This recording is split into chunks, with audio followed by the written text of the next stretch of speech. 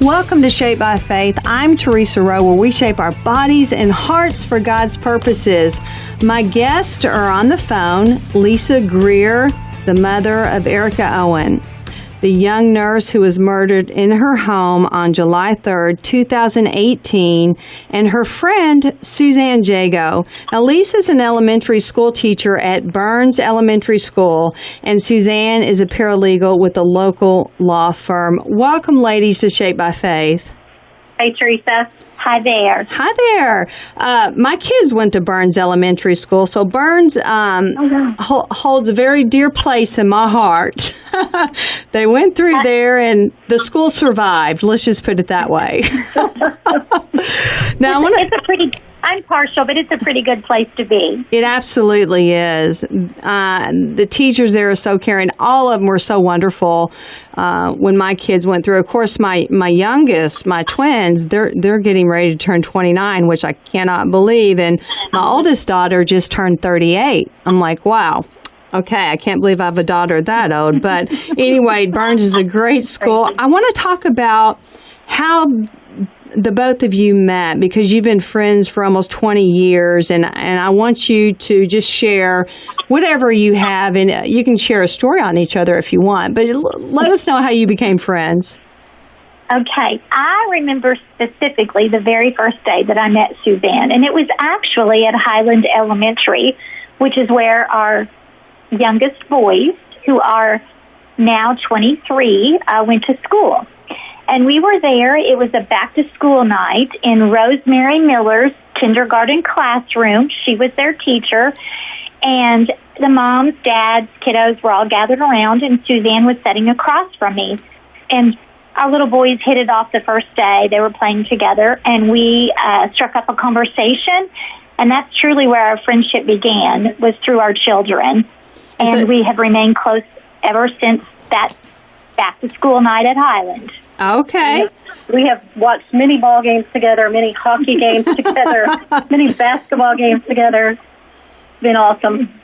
And both of you are like-minded as far as your faith. You're both believers in Jesus Christ, correct? Yes, absolutely.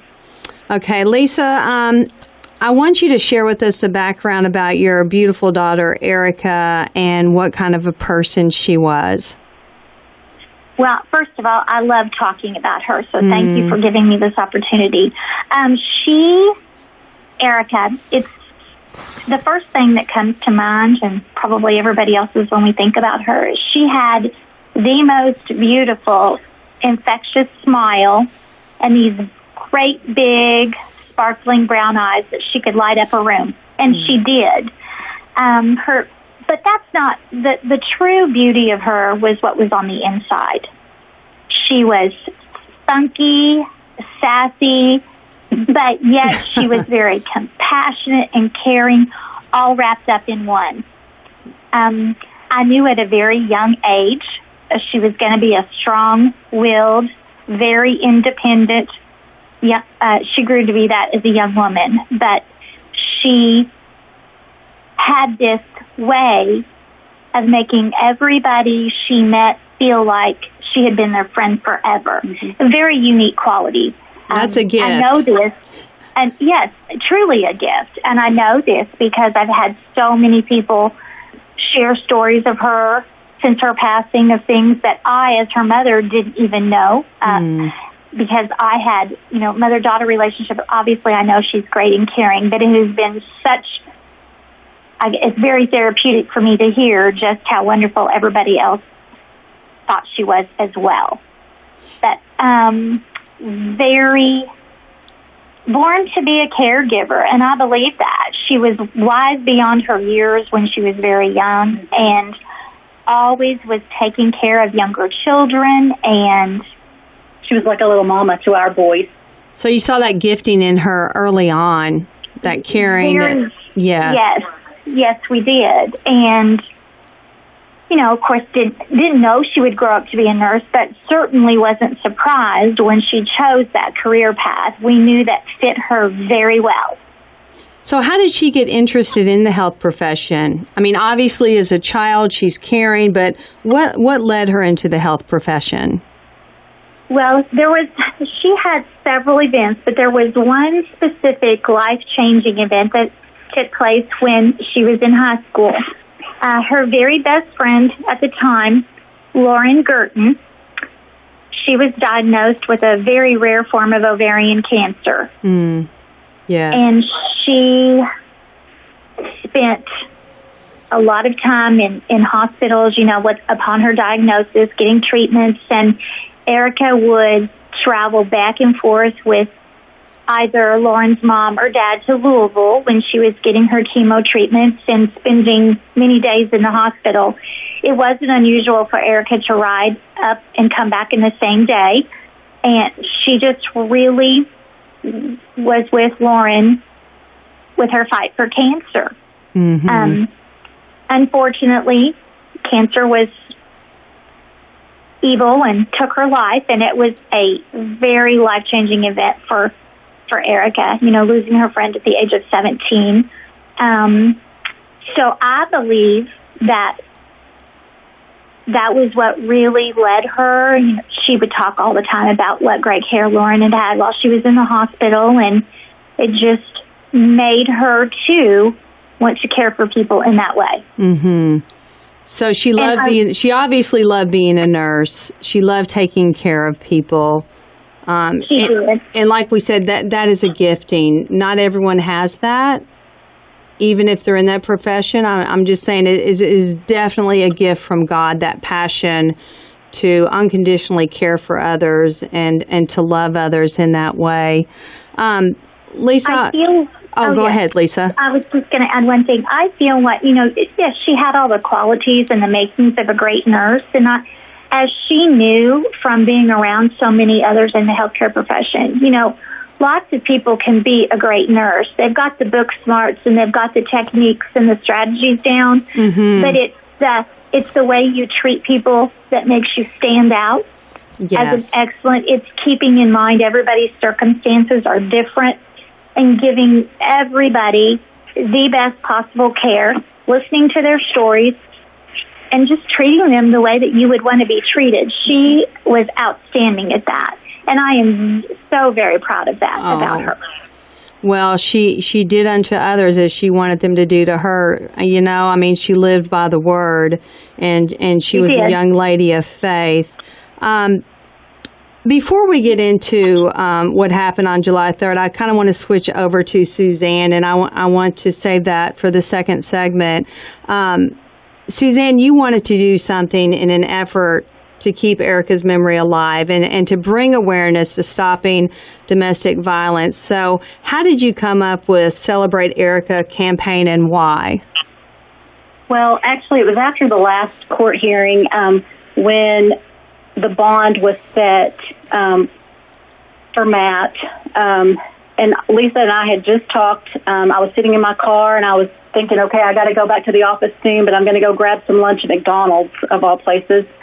And it's okay. I'm sitting there, and I'm just mad. I'm just steaming mad because I don't understand, the bond that was set, it was doable. And he doesn't deserve to be out. So God said to me, you know what, do something kind for the person behind you.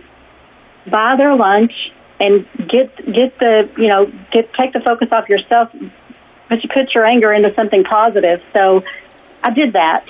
And then as I was sitting there eating my French fries, I was like, you know what, this could be a real thing, because Lisa has been so amazingly positive throughout all of this, and that positivity is something that we just needed to pass on.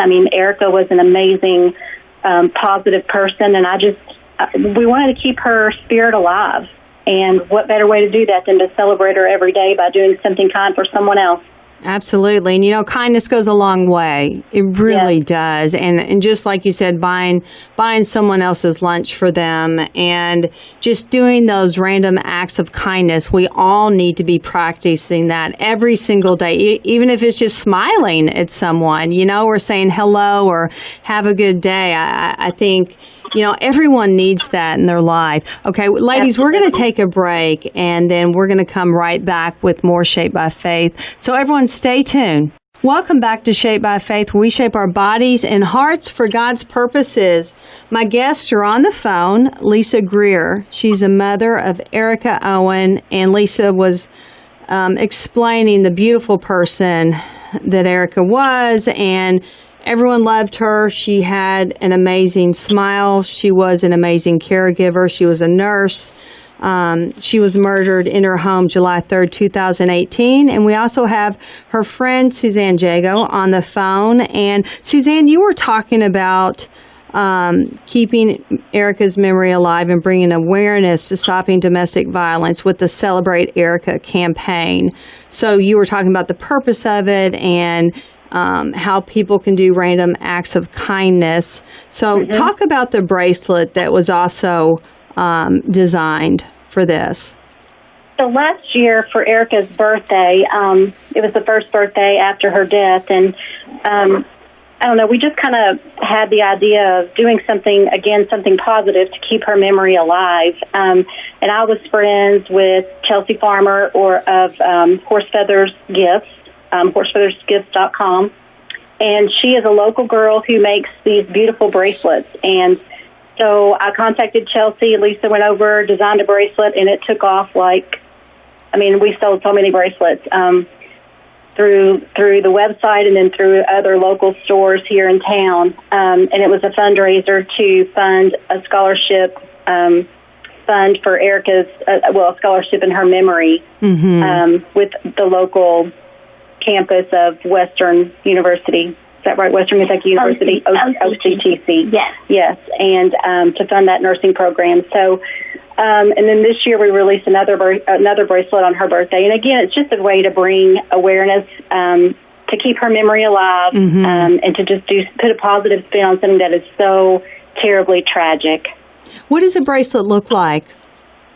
So the first one was I've got it on my wrist. I'm looking at it. It's like an off-white, very shiny beads with a purple in the middle for domestic violence and two little pink beads on the other side. The one this year is a chunkier bracelet. It's purple, like a pinkish purple, kind of opaque. Beautiful. Both just beautiful. Horse Feathers they're stacks. You know, you want to get stacks of bracelets that are kind of eclectic and go together, and these two are meant to go together. So how can we get out? Do we go there to purchase one, or how can we purchase a bracelet? Yes, horsefeathersgifts.com, and there is a bracelet for what is it on her website? Erica Owen Memorial Bracelet, I think.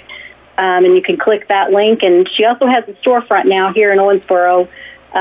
It is it's in the old McAtee building, behind the little shop that's there on the corner. She's back by the parking garage for River Park Center. Okay. So in the former Sturdy Hinge site. Oh, okay. Yes, downtown. All right. Yeah. Also, tell us about the T-shirt and the T-shirt design. So we're working on designing T-shirts that are just the hashtag Celebrate Erica. Anytime you do a random act of kindness, it doesn't have to be anything that you pay for. You can go and sweep somebody's sidewalk and just post it, hashtag Celebrate Erica online. And then Lisa and other family members, anybody can go on social media and do a search with hashtag Celebrate Erica, and you can see the different ways that people are celebrating her in our community. And it's just a way to keep that on everybody's mind. Right, absolutely. Okay, Lisa, I want to get back to you. Okay, tell us what happened on July 3rd, 2018. Well, it started off to be a day like any other day. Erica was a nurse, as we know, and she worked night shift. That was her preference, and she had a very diligent routine. She would get off work at 7 in the morning. I would talk to her on the phone by 7:30. That was my summer wake-up call, and she would go home.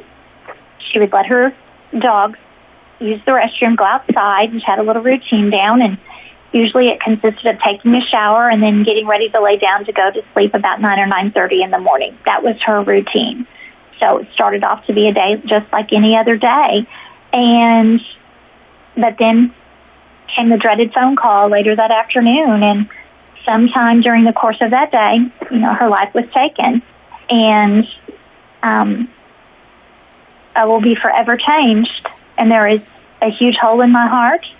But by the grace of God and prayers and strong friends and faithful friends and my church family, my husband, we are trying our very best to turn this tragedy into something that she would be proud of. Yes. Lisa, this is very hard, very challenging. I personally cannot imagine, so I don't know exactly what you're going through, but I have children, and to think about one of them being taken from me, you would have to have a strong faith in the Lord to just turn to Him. And so how did that change you, maybe even in the way you thought about your faith or you thought about God? Has that changed? Have you matured in your faith? I would definitely say I have matured in my faith. I was raised a Christian in a church family. I've always been a Christian. But when you have such a life-changing event happen and you literally feel like you can't breathe and you are suffocating, because that's a really good way to describe the way that I felt. Mm-hmm. If I didn't have that faith to turn to, I guess for people who, it's the hope. It's really the biggest part of having a relationship with God is the hope in knowing that this is just temporary. And I think so many times we get so involved in the day-to-day life and treasures and things here on earth that we don't spend enough time thinking about eternity. And I'm including myself in that. Mm-hmm. But I have really changed my way of thinking. But with the help of, I attended a heaven course at Bellevue Baptist, and Gregory Falls, our minister, he really helped me to see the importance of facing and focusing on eternity. And that is what gets me through. I know that I'm going to see her again, and it will be such a glorious day. Absolutely.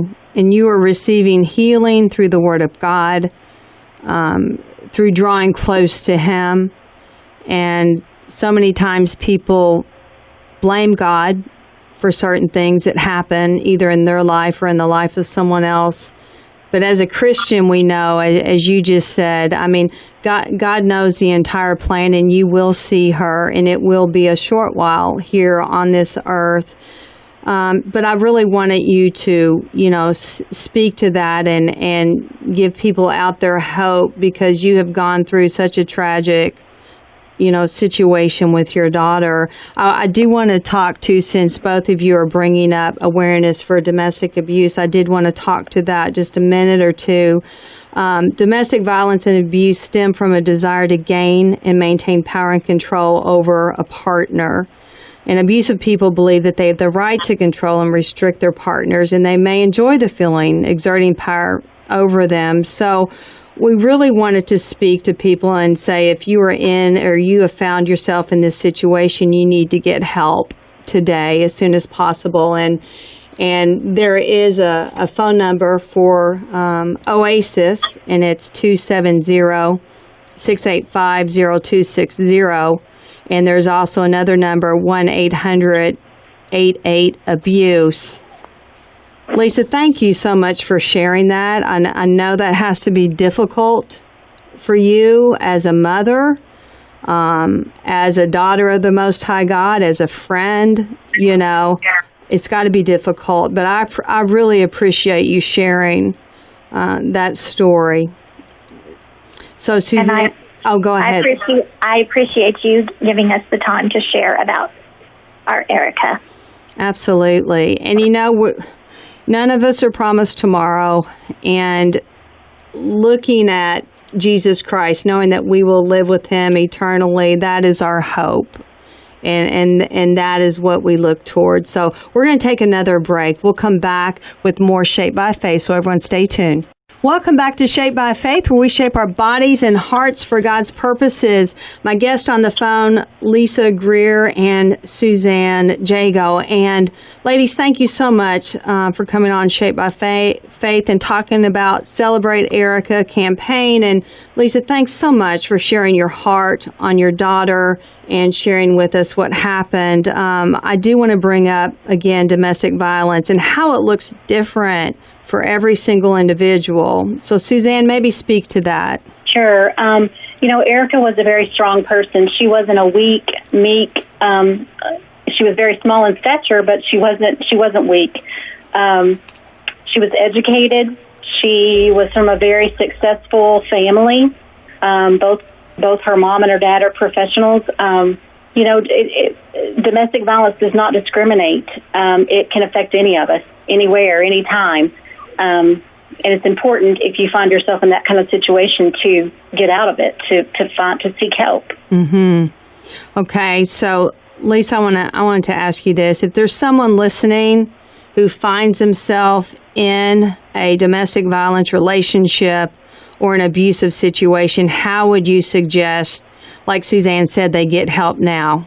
Well, I really do want to stress this to people. If you are in that type of a situation, you have got to remove yourself from it, and you cannot rely on others to fix it for you. That, you can get the law involved, yes, but things go wrong. People don't obey the law, as we know. That's why these things happen. So you have to make that conscious decision to put all your thinking aside and think about your safety. Whether you're in a situation where you feel like you can't escape because you rely on this person for a means of support to pay bills, there are people out there to help, but you have got to remove yourself from that situation. If you don't have a family member or somebody that can provide you shelter and protection, then you need to go to a local shelter. There is just no other way, or I cannot stress that enough. You never know when that time is going to be the last time. So as Suzanne already said, my daughter was not weak. She was just in a very unique situation of someone who was obsessive, and we thought we had provided protection the best we could, but it wasn't enough. And so they have got to remove themselves from their home, if it's happening in their home, and go to a safe place. I can't stress that enough. And Oasis, we gave the number in the second segment, but I do want to give that out again. So a safe place in Owensboro, Kentucky is Oasis, and the number is 270-685-0260. And please call. No one has to know you're there. It's a very protected, very confidential place that you can go. And if they have children, they take them as well. So right. that is my. And if you're in that situation, it's got to be frightening. You have, I imagine you're scared, but also call on God as you're getting that help. God, I need help now. Help me, either get to Oasis or get to a safe place. Ladies, yes. I want to thank you both for coming on Shaped by Faith. I sincerely thank you both for sharing Erica's story and for talking about Celebrate Erica campaign. Thank you, Theresa. Absolutely. We appreciate you. And thank you. I'm Theresa Rowe. Everyone, have a blessed day. Bye.